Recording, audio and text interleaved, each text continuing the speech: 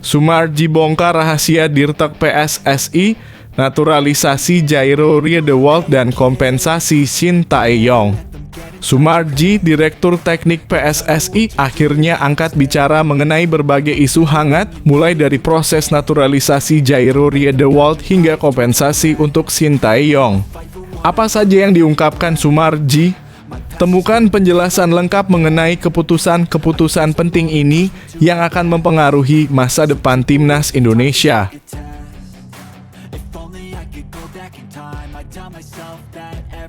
Australia dan Bahrain panik auto ketar-ketir, Kluivert dapat kabar positif dari segala penjuru. Jelang debutnya di Timnas Indonesia. Menjelang debut Patrick Kluivert, kabar baik mengalir untuk Timnas Indonesia, membuat tim seperti Australia dan Bahrain mulai panik. Dengan persiapan yang matang, bagaimana peluang Indonesia untuk memberikan kejutan besar? Simak ulasan lengkapnya di sini.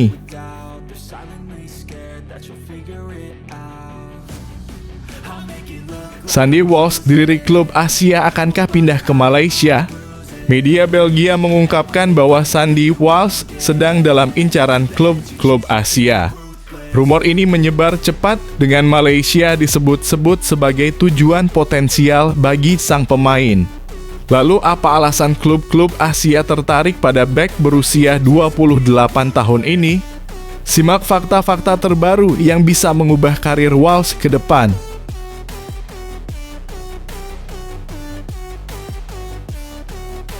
Indra Syafri tegaskan 23 pemain U20 Indonesia pilihan terbaik setelah semua tes. Indra Syafri menegaskan bahwa 23 pemain yang dipilih untuk Timnas U20 Indonesia adalah hasil dari serangkaian tes ketat dan seleksi yang matang. Apa saja yang dilakukan pelatih berpengalaman ini dalam memilih pemain terbaik? Temukan alasan di balik keputusan finalnya yang membuat tim ini siap menghadapi tantangan besar.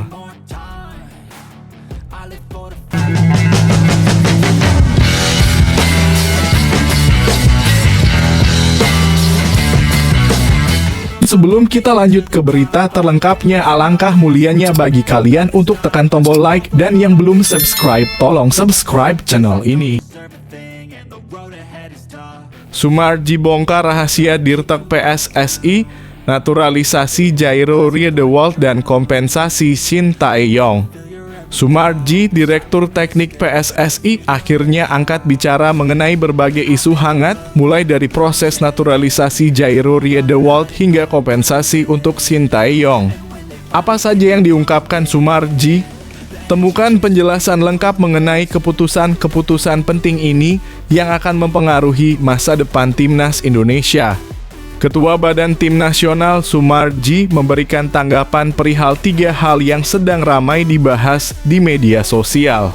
Pertama, tentang Direktur Teknik PSSI yang sampai saat ini masih kosong. Jabatan itu terakhir kali dipegang oleh pria asal Jerman Frank Wormuth. Namun Frank Wormuth memutuskan mundur setelah Piala Dunia U-17 2023 berakhir. Sudah 1 tahun lamanya jabatan yang sangat penting di PSSI itu belum ada penghuninya. Federasi Sepak Bola Indonesia itu masih mencari sosok terbaik yang nantinya bertugas menjadi Direktur Teknik PSSI. Nama Simon Tahamata menjadi perbincangan di media sosial. Pria asal Belanda keturunan Indonesia digosipkan akan menjadi Direktur Teknik PSSI. Simon Tahamata dinilai layak mengemban tugasnya itu. Sebab pria berusia 68 tahun itu sudah lama berkarier di Akademi Sepak Bola Belanda, terakhir kali memegang Ajax Amsterdam. Terkait isu yang ramai saat ini, Sumarji masih belum bisa membeberkan. Sumarji masih menunggu arahan dari Ketua Umum PSSI, Erick Thohir. Untuk Direktur Teknik belum ya, kata Sumarji. Kabar kedua tentang update naturalisasi Jairo Riedewald. PSSI sebelumnya sudah terang-terangan untuk menaturalisasi pemain Belanda keturunan Indonesia itu. Kehadirannya untuk memperkuat Timnas Indonesia. Kabarnya dokumen perlengkapan proses naturalisasi pemain berusia 28 tahun itu sudah lengkap. Saat ini Jairo Riedewald tinggal datang ke Indonesia untuk mengikuti serangkaian proses naturalisasi. Lagi-lagi Sumarji tidak bisa menjawab. Itu nanti ya. Saya belum bisa menjawab, kata Sumarji. Terakhir tentang pembayaran kompensasi Shin Tae-yong yang telah dipecat PSSI. Kabarnya sampai saat ini PSSI belum membayar uang kompensasi itu. Shin Tae-yong pun kini sudah kembali ke Korea Selatan pada 26 Januari 2025. Sebelumnya mantan pelatih timnas Indonesia itu dipecat PSSI dan diganti Patrick Kluivert pada 6 Januari 2025. Sumarji mengatakan bahwa ia tidak berhak untuk menjawab uang kompensasi Erick Thohir. Fokusnya saat ini adalah bersama timnas Indonesia menatap pertandingan ke depan. Saya tidak mau jawab. Saya hanya akan fokus kepada sekarang ini. Saya tidak akan mau berbicara yang sudah-sudah, kata Sumarji.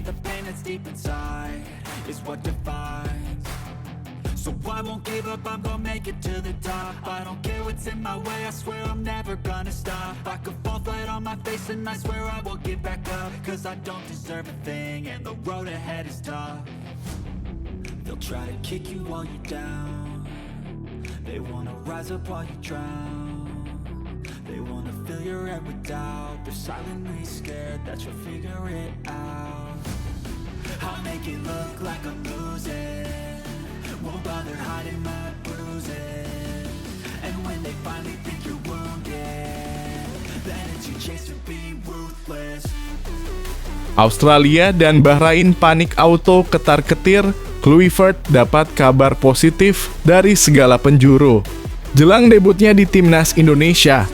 Menjelang debut Patrick Kluivert, kabar baik mengalir untuk timnas Indonesia membuat tim seperti Australia dan Bahrain mulai panik. Dengan persiapan yang matang, bagaimana peluang Indonesia untuk memberikan kejutan besar? Simak ulasan lengkapnya di sini. Timnas Indonesia akan menghadapi Australia dan Bahrain dalam laga lanjutan kualifikasi Piala Dunia 2026 zona Asia yang dijadwalkan bergulir pada akhir Maret mendatang. Skuad yang bakal dibesut Patrick Kluivert itu pun memiliki peluang besar untuk lolos langsung ke putaran final Piala Dunia 2026. Salah satu faktornya adalah timnas Indonesia menempati peringkat ketiga di klasemen grup C dengan torehan 6 poin. Timnas Indonesia hanya terpaut 1 poin dari Australia yang menduduki urutan kedua atau batas akhir untuk lolos ke putaran final. Namun selain itu juga ada 3 alasan lain yang akan menjadi kabar baik untuk timnas Indonesia. Situasi demikian bakal membuat Australia dan Bahrain ketar-ketir dan mengancam eksistensi mereka ke turnamen paling bergengsi di dunia tersebut. Timnas Indonesia dapat 3 kabar baik. Australia dan Bahrain makin terancam di kualifikasi Piala Dunia 2026.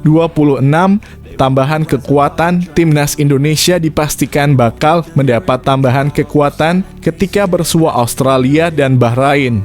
Proses naturalisasi oleh Romani disetujui DPR dalam sidang paripurna Senin (3 Februari 2025). Oleh Romani pun dijadwalkan bakal mengambil sumpah WNI pada Sabtu pekan ini di London, Inggris.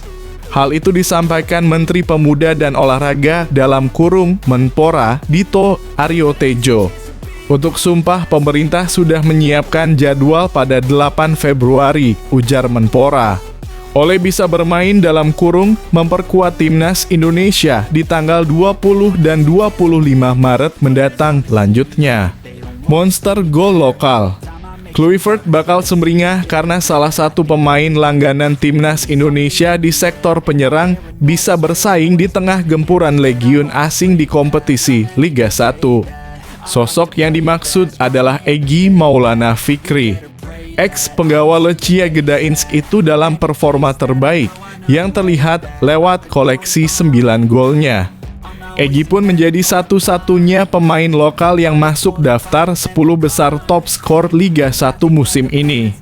Alhasil performa apik Egy pun bakal menambah daya gedor timnas Indonesia, khususnya saat bersua Australia dan Bahrain. Performa apik pemain abroad.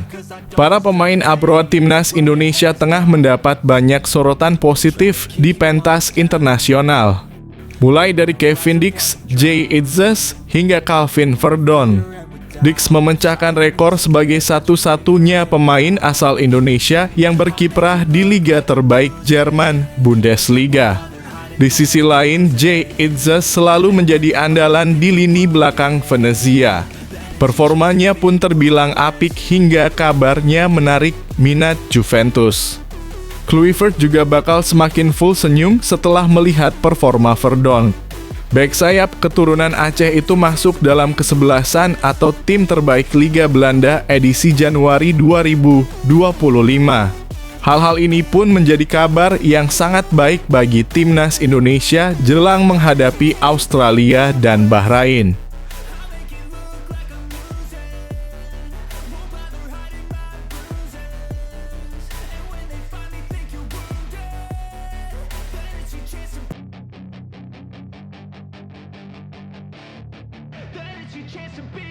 Hey kid, don't ever let them get inside your head. They'll tell you what to do in life instead of everything you know that you could get. Don't let them guide your life towards regret. I'll fight for what I love with every breath. My past is filled with things I won't forget. I use them all to push me to my best. So treat the worst of times. Sandy Walsh dilirik klub Asia akankah pindah ke Malaysia? Media Belgia mengungkapkan bahwa Sandy Walsh sedang dalam incaran klub-klub Asia. Rumor ini menyebar cepat dengan Malaysia disebut-sebut sebagai tujuan potensial bagi sang pemain. Lalu apa alasan klub-klub Asia tertarik pada bek berusia 28 tahun ini? Simak fakta-fakta terbaru yang bisa mengubah karir Walsh ke depan. Sandy Walsh dihadapkan pada masa-masa sulit di Cafe Mechelen. Pada Liga Belgia dalam kurung Jupiler Pro League 2024/2025 dia hanya bermain dalam 6 laga dari 24 pertandingan musim ini. Setelah menjadi andalan Mechelen cukup lama, namanya terlahan tersisih untuk mengisi sektor bek tengah. Salah satunya karena kontraknya yang akan habis pada bulan Juni nanti. Spekulasi kemudian muncul bahwa Sandy akan segera meninggalkan Liga Belgia. Media asal Belgia, Gazette van Antwerpen memberikan analisa terkait masa depan Sandy Walsh. Mereka menilai bahwa bek timnas Indonesia tersebut terbuka dengan tantangan yang ada. Menerima tawaran dari klub lain bisa jadi jawaban tepat untuk masa depan sang pemain.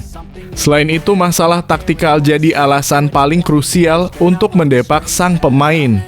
Kondisi ini berbeda dengan rekannya, yakni Julian Ngoy, yang memilih untuk bertahan di bangku cadangan. Walsh tidak lagi cocok dengan rencana Besnik Hasi dalam kurung pelatih Cafe Mechelen. Tidak seperti Julian Ngoy, pemain internasional Indonesia ini masih memiliki pandangan akan tantangan baru, tulis laporan Gazette van Antwerpen. Salah satu rumor yang beredar adalah dia bisa saja melanjutkan karir ke Asia. Berkaca dari kasus Jordi Amat, sang pemain memilih melanjutkan karir ke Liga Malaysia menuju Johor Darul Ta'zim. Saat itu Jordi mengambil pilihan tersebut karena ingin mempelajari sepak bola Asia dan memberikan banyak kontribusi ke timnas. Apalagi umurnya sudah tidak lagi muda dan berkarir di Eropa akan semakin sulit. Alasan lain adalah bursa transfer Asia masih terbuka dan ini bisa menjadi kesempatan bagi Sandy untuk pindah. Bek kanan ini diminati oleh beberapa klub di Asia, di mana beberapa pasar masih terbuka untuk sementara waktu. Seperti yang telah diumumkan sebelumnya, tim yang akan datang tidak akan berubah, tutup media tersebut. Menariknya, pemain berusia 29 tahun ini sempat mengutarakan niatnya bermain di Asia. Dua kompetisi yakni Liga Korea dan Liga Jepang akan jadi destinasinya suatu saat nanti. Menurutnya, liga tersebut jadi yang terbaik di Asia dan jadi sebuah kehormatan bisa bermain di sana. Saya berambisi untuk bermain di level tertinggi di Asia suatu hari nanti. Kemudian saya berbicara tentang J-League di Jepang atau K-League di Korea Selatan. Liga-liga tersebut tidak begitu dikenal di sini. Tetapi saya ingin menjelajahinya suatu hari nanti. Jika ada tawaran yang datang, saya pasti akan mendengarkannya, kata Sandy Walsh.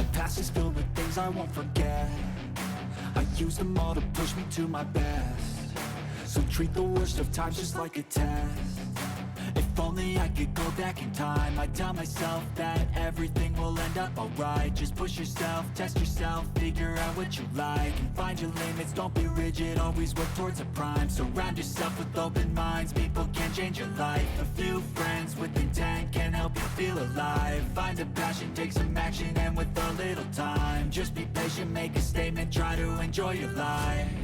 They'll try to kick you while you're down. They wanna rise up while you drown. They wanna fill your head with doubt. Indra Syafri tegaskan 23 pemain U20 Indonesia pilihan terbaik setelah semua tes. Indra Syafri menegaskan bahwa 23 pemain yang dipilih untuk timnas U20 Indonesia adalah hasil dari serangkaian tes ketat dan seleksi yang matang. Apa saja yang dilakukan pelatih berpengalaman ini dalam memilih pemain terbaik? Temukan alasan di balik keputusan finalnya yang membuat tim ini siap menghadapi tantangan besar. Berita bahagia untuk penggemar timnas Indonesia, 23 pemain U20 Indonesia siap berlaga di Piala Asia 2025. Timnas U20 Indonesia telah memilih 23 pemain yang akan mewakili Merah Putih di ajang Piala Asia U20 2025. Sebelumnya, pelatih Indra Syafri membawa 28 pemain untuk uji coba melawan Yordania, Suriah, dan India. Namun setelah evaluasi mendalam, beberapa pemain seperti Arkan Kaka dan Mesa Al-Hamzah dicoret dari skuad final.